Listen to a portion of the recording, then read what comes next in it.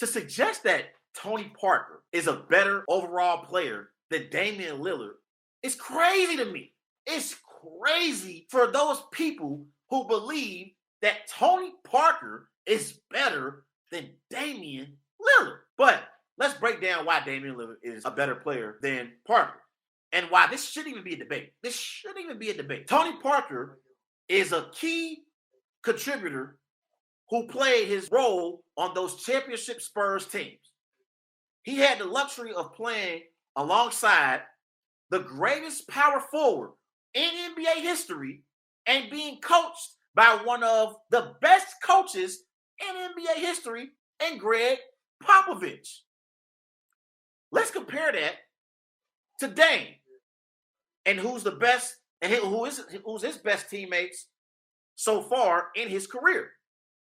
His best teammate was the Marcus Aldridge and CJ McCollum. His best coach was Terry Stotts.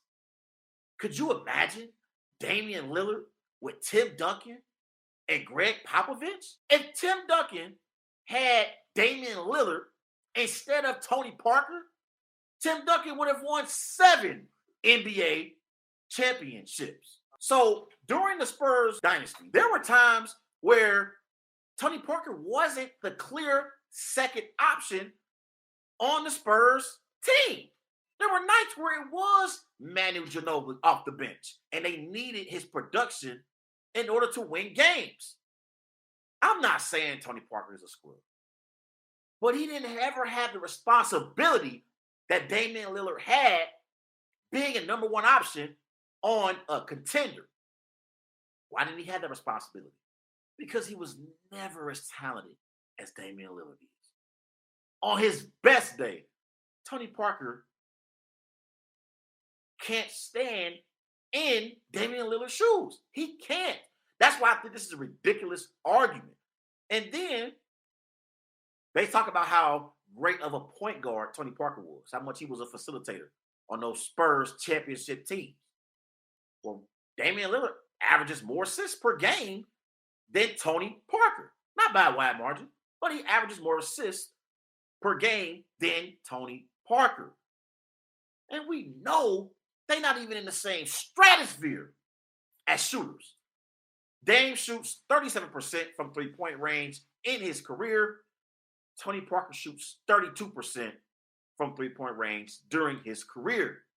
We have nicknamed Damian Lillard Logo Lillard because of his ability to pull up as soon as he crosses half court, similar to Steph Curry. Like, I'm going to go to another sport. I'm going to give you another comparison. Will we ever say that Julian Edelman was better than Calvin Johnson? No! Anybody with sense knows that Calvin Johnson is a better receiver than Julian Edelman was. The only reason why we even talk about Julian Edelman and possibly being a Hall of Famer is because of his production in the postseason and playing with Tom Brady and Bill Belichick, the greatest NFL coach of all time. That's the only reason why we even talk about Julian Edelman and possibly being a Hall of Famer. Calvin Johnson has always been a more talented player than Edelman. But that's the point that I'm making. People are saying that Tony Parker is better than Dame because of him winning championships, not realizing that the situation around you matters. It matters. And championships and Super Bowls, last time I checked, they were team accomplishments, not individual talent. That's team accomplishments. So, like I said, I think it's crazy, and we got to stop. I think it's just lazy, and we got to look at what do your eyes tell you? If you're watching a game and you're comparing Dame and Tony Parker, it's clear that Dame is a better player than Tony Parker. It's clear. It's obvious.